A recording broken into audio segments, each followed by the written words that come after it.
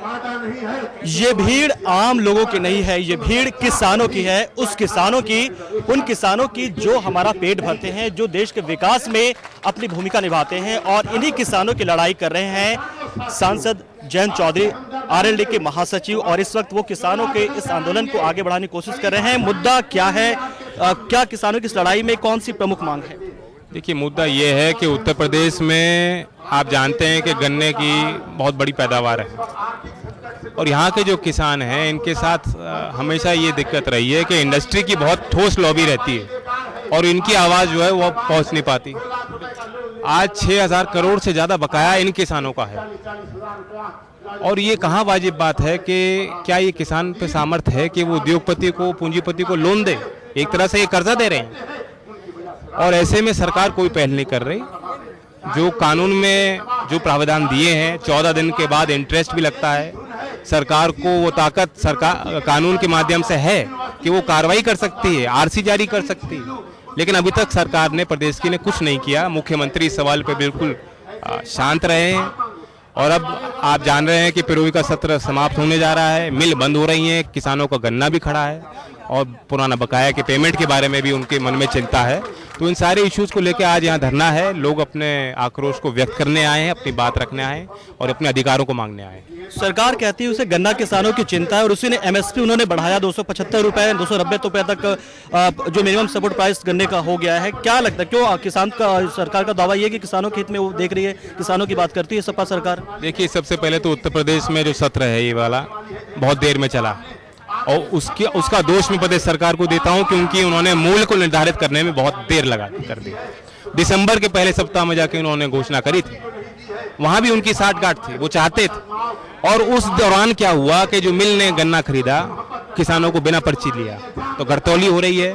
किसानों की समस्याएं आज भी हैं, और इसका जवाब प्रदेश सरकार दे कि 6,000 करोड़ जो बकाया किसानों का है, वो स्थिति क्यों खड़ी हुई, कौन जिम्मेदार है इसके लिए, और क्या कार्रवाई उन्होंने अब तक करी? क्या मुख्यमंत्री ने आके बयान दिया?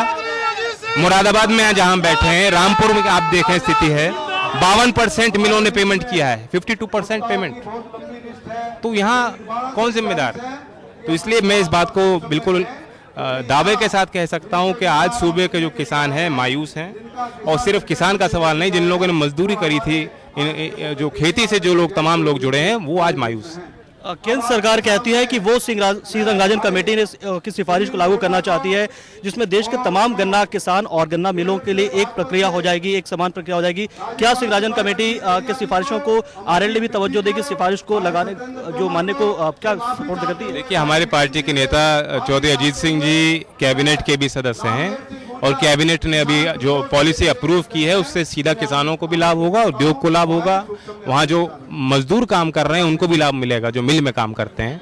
10% लेवी हटा देना, आप लेवी के सिस्टम को समझिए कि पीडीएस में सप्लाई करने के लिए एक तरह से जो उसका भार था वो उद्योग को लगाया जा रहा था कि 10% हम लेंगे सस्ते दरों पर, और उद्योग पूंजीपति के जेब से कुछ नहीं जा रहा था, वो भार सीधा का सीधा किसानों पर पड़ता था। वो एक बहुत बड़ा कारण था कि जो जब तक मिलों की फाइनेंस ठीक नहीं होगी, इंडस्ट्री की फाइनेंस ठीक नहीं होगी, वो उसको बहाना बना रहे थे कि हम कैसे पैसे दें।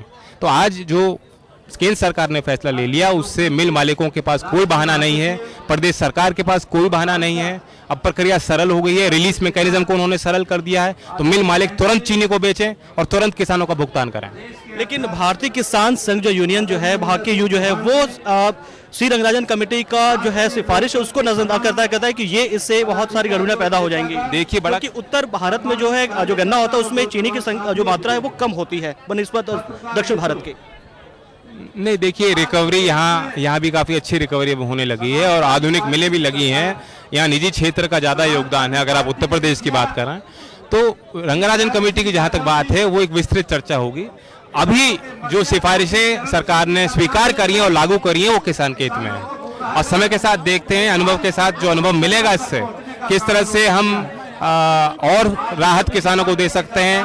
रंगाराजन कमेटी की कुछ सिफारिशें ऐसी हैं जिनका सकारात्मक प्रभाव पड़ेगा, कुछ ऐसी हैं जिनको हमें देखना पड़ेगा, लेकिन वो अभी चर्चा का विषय नहीं है, क्योंकि सरकार ने उस पर अध्ययन किया है, और अभी जो फैसले उन्होंने लागू किए उससे मैं मानता हूं कि लाभ किसानों को होगा। आरएलडी किसानों के हित की बात हमेशा करते रही है। एक बार फिर आपने गन्ना किसानों को लेकर आंदोलन शुरू कर दिया है, किसानों को साथ लेकर आगे बढ़ने की कोशिश की। क्या होगा अगला स्टेप? अब क्या करेंगे आप? अगर यूपी सरकार आपकी बात नहीं मानती तो क्या आंदोलन का दौर इसी तरह चलता रहेगा और सरकार आपको लगता है कि दबाव आप बना पाएंगे आंदोलनों के जरिए? देखिए, संघर्ष के लिए कमर कस के लोग यहाँ आए हैं, काम छोड़कर आए हैं, अपने साधनों से आए हैं। मैं इनसे पूछूंगा और जो ये लोग तय करेंगे मैं उसके साथ हूँ। लोकदल लड़ता रहेगा, आंदोलन करता रहेगा जब तक ये लोग संतुष्ट नहीं हो। लड़ाई इनकी है, लड़ाई हमारी है। इन्होंने कहा है कि ये लंबे समय तक संघर्ष करते रहेंगे जब तक कि बकाया ना हो जाए। क्या मानेंगे आप? ये आंदोलन धरना प्रदर्शन चलते रहेगा? उन्होंने अनशन की बात भी यहाँ तक कि कहाँ यहाँ पर उठी थी कि हम अनशन करेंगे। ये फैसले लिए जाएंगे। देखिए, हमारे यहाँ पंचायती सिस्टम होता है, जो मेरे बुजुर्ग यहाँ तय करेंगे, जो उनकी इच्छा होगी। लोकदल का स्पष्ट रुख है कि हम इनके साथ हैं।